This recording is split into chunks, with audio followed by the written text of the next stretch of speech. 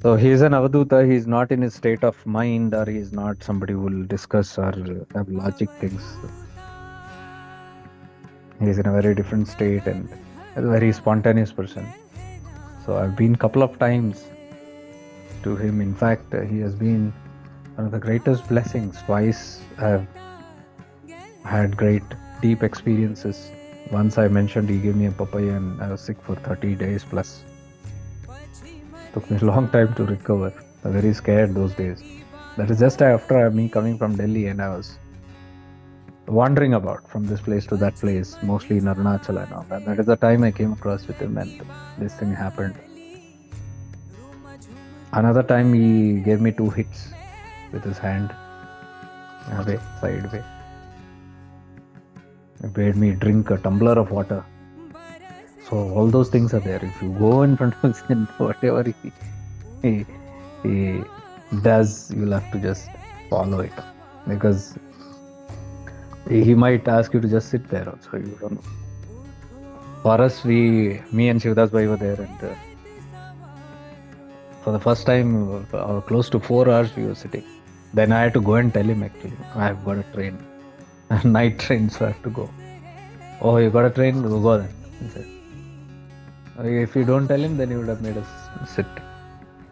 So he might cook anything, he'll do anything. And he's a nude Avadhuta. He doesn't have mannerisms as per our societal rules and all that. So, but he has been a great blessing for me. He doesn't speak, but sometimes he speaks. Sometimes he talks in Kannada only. So one of the most common teachings, not teachings, like a message that he has given almost like thrice to me is to be always doing your karma. If you are not doing your karma, you should be in dhyana. You should be in dhyana. If not in dhyana, you should be doing your karma. Karma means our worldly, whatever responsibilities are there. So I've tried to abide mostly with what he has said, because karma means like our work, whatever we are supposed to do, our responsibilities. And if you're not doing that, you're supposed to be meditating. Meditating means not with your eyes closed. Meditative awareness. If you are not in that awareness, then you should be doing your work. So it is work or dhyana, work or dhyana. And if you look at this being, Siddhappa ji, he is in this form only. He has no other life other than these two. You will find him either cooking, cleaning, plowing, his vegetations. He is a karma yogi. He will not sit quiet. Something or the other he will be doing. Something or the other. If not, you will find him in samadhi. He'll be blanked out. Sometimes on his cot, sometimes sitting here, sometimes smoking a cigarette. He'll be gone. So yesterday among the fruits, cigarette was what I take for it. His brand is there, one particular. So he takes that. But now his body is become more frail. So I wondered last time I shouldn't give him that. But that's what he asked most of the time. The rest of the things he'll just throw. You take anything to. So anything that anybody gets, all that is kept in this box, that box and all, then he'll pound them, he'll mix them, and he might give it there only, or he'll put it into the curry. He'll do something or the other. He'll do weird things. But whatever it is, it's like prasad. It is definitely a blessing. That's what I wanted to share. On the path, grace is very important. Never think your efforts are enough. To a certain point, yes, you can put effort. But beyond that, you always need grace. Grace helps us. Without the support of the grace, it's very, very difficult. And that is why these people help. In my life, I've seen close to 14 Avadhutas whom I met, all of them in the South India. They have helped me in some or the other way, very deeply.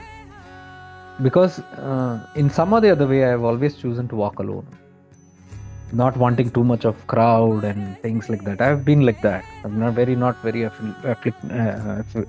having affinity with the too much of people and places, and all those stuff I couldn't do. So when you're walking alone on the path, you need grace. You cannot walk alone this path.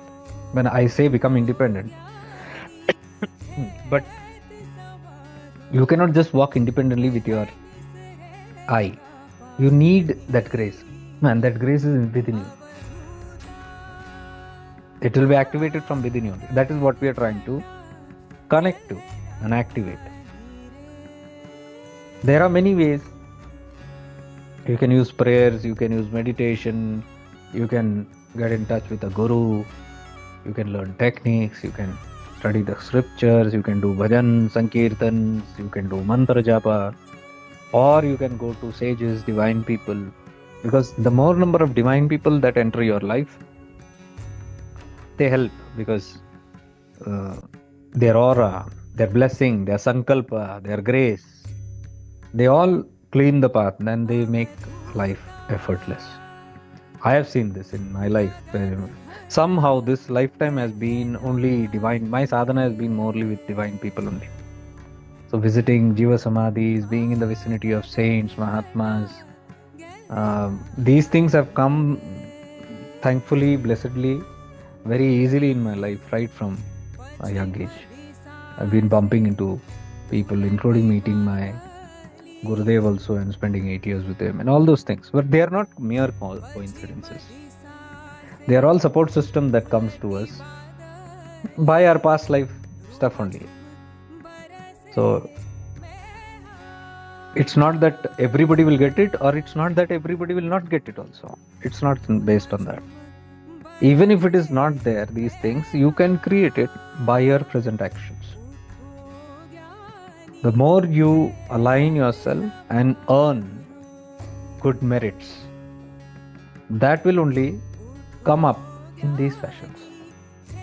Blessings and grace always comes in these fashions, depending on what you have done and what you're doing. That's what I say. You are Parabhairava. You create your own Shaktipat. You create your own grace.